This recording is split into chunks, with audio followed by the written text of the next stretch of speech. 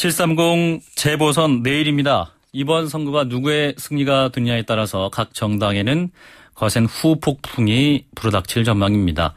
어제는 새누리당 이인재 최고위원을 연결해서 여당 분위기를 들어봤고요. 오늘은 박영선 새정치민주연합의 원내대표 연결합니다. 야당 분위기 들어보죠. 박영선 원내대표님 안녕하십니까? 네, 안녕하세요. 예, 내일입니다. 네, 재보선 판세 어떻게 느끼고 계십니까? 선거가 다가오면서 아무래도 이제 선거에 대해서 관심이 좀 국민들께서 높아지고 있으니까요. 예. 반응하시는 국민들의 숫자가 좀 늘어나고 있다고는 생각하고 있습니다. 네, 선거에 대한 관심이 많이 있는 것 같다. 네, 그렇습니다. 네, 이런 말씀이시고. 어제 그 이인재 최고위원을 만났을 때는 그 새누리당은 15곳 중에 8곳 승리가 목표다. 또 이런 목표치를 말씀하셨는데 야당은 어떻습니까? 네. 새누리당이 왜 그렇게 목표치를 낮게 잡았는지는 조금 이해하기가 힘듭니다. 왜냐하면 이 15곳 중에 원래 9석이 새누리당 의석이었습니다. 예, 그랬죠. 예, 그러니까 새누리당 입장에서는 9석을 차지해야 이제 현상유지죠. 원래 예. 현상 유지를 할 수 있는 것이죠. 예. 그런데 당초 이제 선거 초반에는 그 여론조사가 새누리당에게 굉장히 유리하게 나오지 않았었습니까? 예. 그래서 굉장히 그 새누리당이 이번 선거는 거의 완승할 것이다라고 생각을 하고 있었던 것으로 보입니다. 예. 그래서 이 새누리당에서 그동안에 이제 6.4 지방선거를 앞두고는 발끝부터 머리끝까지 바꾸겠다 국민들한테 절절하게 이야기를 해놓고 그 이후에 사실 하나도 바뀐 것이 없거든요. 예. 그리고 세월호 특별법 문제라든가 하는 것 지금 그래서 안 하겠다라는 것으로 이제 태도가 바뀌고 있는 것이죠. 태도가 바뀌는 것이 지지층이 좀 높아졌다. 이런 해석 때문이라고 생각하시는가요? 세월호 특별법에 대한 새누리당의 태도가 갑자기 돌변하기 시작한 것이 예? 여론조사 결과가 이 재보궐선거에서 유리하게 나오고 나서부터 바뀌었습니다. 예. 그전에는 뭐든지 하겠다는 이제 그런 태도였었는데요. 예.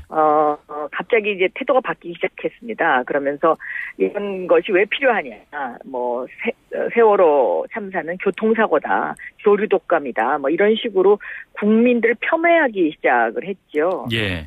그래서 이번 재보궐선거는 어떻게 보면 그 새누리당의 어떤 이런 오만한 태도에 대해서 국민들이 반드시 경고를 해 주셔야 그나마 새누리당의 저 오만한 태도를 좀 고칠 수 있지 않을까 저는 그렇게 생각합니다. 예. 왜냐하면 대통령께서 그 여야 원내대표를 청와대로 불렀던 시점도 이 대통령의 지지도가 이제 떨어지고 새누리당의 지지도가 떨어졌기 때문에 저는 그런 일이 가능했다고 생각하거든요. 예. 그래서 이번 재보궐선거에서 이 새정치민주연합에게 이런 어떤 전제의 힘을 주셔야 그나마 대통령도 좀 소통을 하시려고 하고 이 국정 운영도 정상적으로 돌아갈 수 있지 않을까 저는 그렇게 생각하고 있습니다. 예.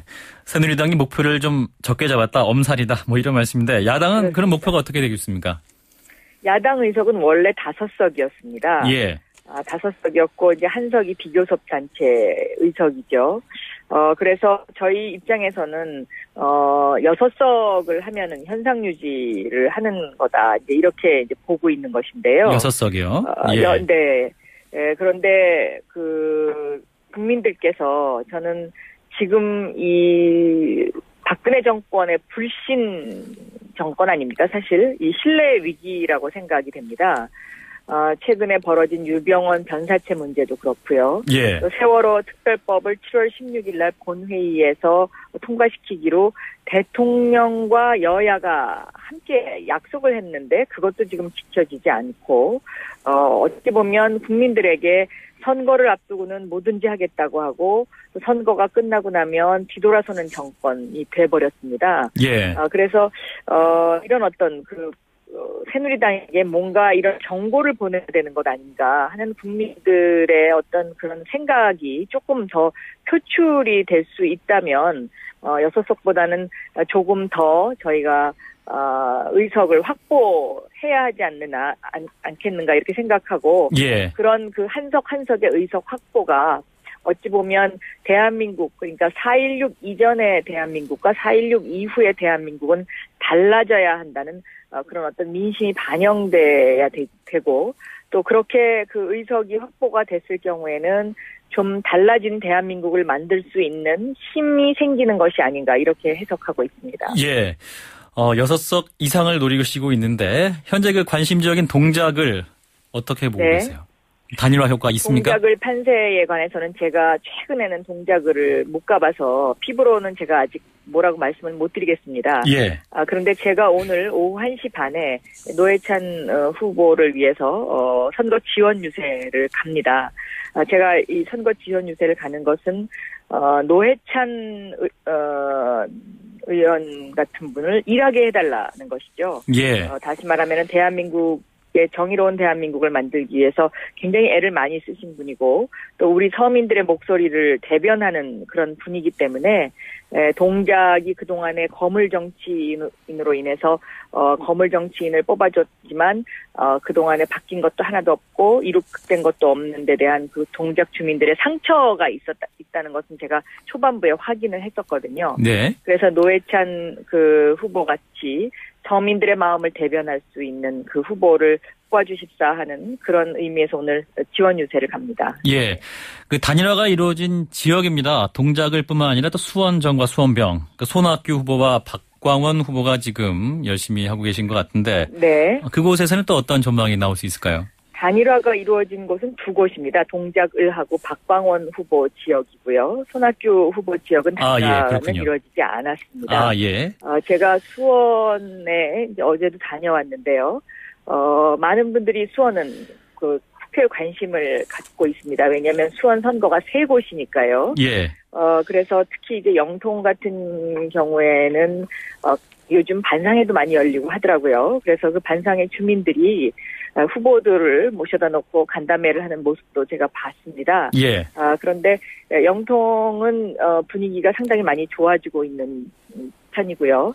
수원의 그 손학규 후보가 나온 팔달 지역은 원래 그 전통적인 수원 지역이기 때문에 보수 세력이 굉장히 강한 곳입니다. 예. 그런데 이 지역의 상대 후보, 그러니까 김용남 후보가 재산을 그 축소 신고를 해서 선관위로부터 이것은 문제가 있다라는 그런 판단을 받았죠. 예. 그래서 선관위가 투표 당일날 재산 축소 신고를 했다라는 그 경고장을 붙인다고 합니다. 예.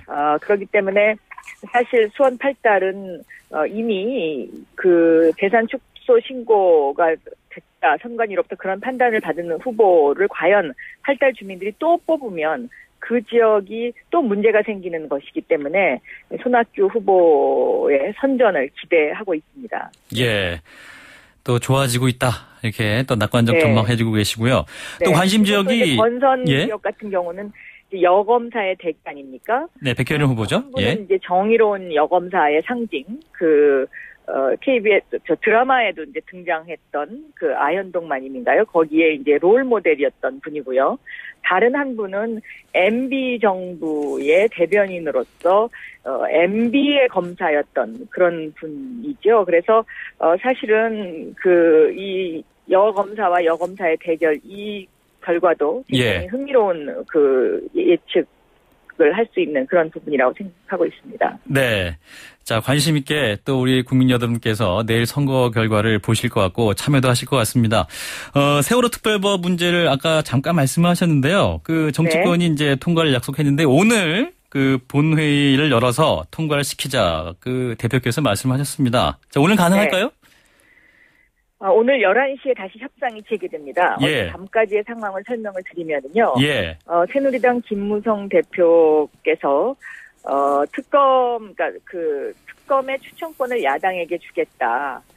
수사권과 관련된 부분에 있어서 법 체계를 흔들지 않는 범위 내에서 야당이 양보하면 그것을 주겠다 하는 그 부분 하나만 남겨놓고는 조문화 작업을 다 끝냈다고 제가 그렇게 얘기를 들었습니다. 그래서 이제는 그 여야 간의 당대표의 담판이 필요한 시점이라고 저는 그렇게 생각이 됩니다. 세월호 특별법은 사실 그 세월호 유가족들만의 법이 아니고요. 대한민국 국민 모두의 법입니다. 이 세월호 특별법이 제정돼야 하는 이유는 세월호 같은 참사가 다시 재발되지 않기 위해서 지금 이 특별법을 만드는 것이거든요. 예. 그래서 지금 언제 또 다시 그런 참사가 일어나서 우리 대한민국 국민 중에 또 어떤 분이 또 그런 슬픔을 겪어야 될지 그 슬픔을 재발하자라는 그런 의미가 강하게 담겨 있습니다. 예. 그래서 새누리당도 이 세월호 특별법에는 좀 적극성을 띄워주셨으면 하는 간절한 바람 그런 것을 갖고 있는데요. 참 새누리당이 이 세월호 특별법은 남들의 것이다라는 그런 생각을 하고 계신 것은 아닌지 상당히 우려가 되는 부분이고요. 예, 쟁점인 그 특별검사 추천권이 될 텐데 이게 누가 갖냐는 것입니다. 꼭 야당이 가져야 되나요? 그 특별검사 추천권은 저희가 달라고 한 적이 없습니다. 새누리당 스스로 김무성 대표께서 그 새누리당 입장은 그 일반론이었다. 네. 또 이런 말씀도 하시던데요. 그렇지 않습니다. 그날 사자회담에서 새누리당의 김무성 후보가 그 얘기를 한 번만 했던 것도 아니고요. 여러 차례 반복적으로 그 법 체계를 흔들지 않는 범위 내에서 야당이 양보해주면 특검의 임명권, 추천권을 야당에게 주겠다는 이야기를 했고 구체적으로 누가 해라. 라는 뭐 이런 이야기까지도 나왔었습니다. 예, 그러면 그 지금도 전화 안 받으시나요, 김무성 대표가? 네, 연락이 잘 되지 않습니다. 그래서 이렇게 말 바꾸기를 하는 것은 박근혜 정권의 이 박근혜 정권이 말 바꾸기를 하는 것에 일종의 무슨 그 관성화되어 있는 것이 아닌가 저는 그런 생각이 듭니다. 네. 그러니까 쉽게 말을 했다가 그 상황이 바뀌면 도로 없었던 것으로 하는 이런 태도는 집권 여당으로서 정말 책임감이 없고 무책임한 태도다. 그래서 이것은 좀 반드시 약속을 지켜야 되겠다라고 저는 생각하고 있고요. 예. 특히 또 하나의 문제는 뭐냐면 국정조사가 이제 다음 주부터 청문회를 하게 돼 있지 않습니까? 예, 증인 채택 문제가 또 쟁점이죠. 네. 그런데 이 청문회 문제도요. 그 원래 합의서에 보면 양측이 원하는 증인 모두가 다 청문회에 등장하도록 이렇게 되어 있습니다. 예. 그런데 새누리당은 지금 이 청문회의 증인으로 역시 김기춘 비서실장 안 되겠다는 것이고요. 예. 유정복 인천시장, 지금 인천시장이 원래 안행부 장관이었지 않습니까? 그 당시 안행부 장관이었습니다. 예. 그래서 이 유정복 인천시장도 안 되겠다는 것이고요. 또 문고리 그 3인방의 대표적인 정호성 그 제1부속실장 이 세 사람은 어떤 일이 있어도 안 된다는 것입니다. 그러니까 예. 점점 야당의 입장에서는 더 의심을 하게 되는 것이죠. 도대체 무슨 일이 있었길래 이렇게 국민들 앞에 떳떳하게 나와서 이야기를 못하겠다는 것이냐. 그리고 이 부분도 새누리당이 약속을 지켜야 됩니다. 예. 합의문까지 있는 것인데 예. 합의문을 뒤집고 안 하겠다라는 태도를 보이고 예. 있습니다. 의원님 시간이 없어서요. 꼭 나와야 되는 한 명만 말씀하시면 누가 나와야 될까요? 네?